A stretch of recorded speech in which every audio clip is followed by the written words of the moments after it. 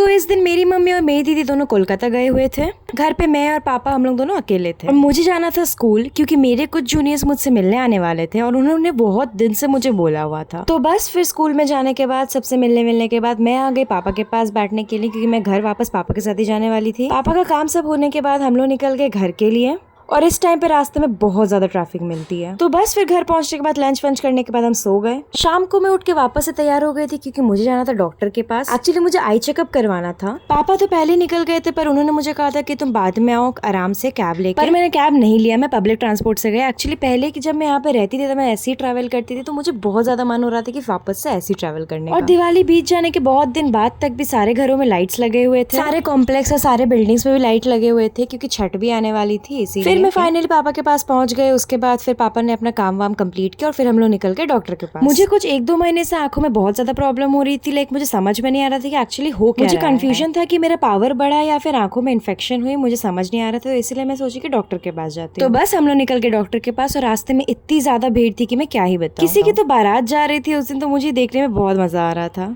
और मैं इतनी बड़ी हो गई और मुझे अभी भी डॉक्टर के पास जाने से बहुत ज्यादा डर लगता है, पता नहीं क्यों।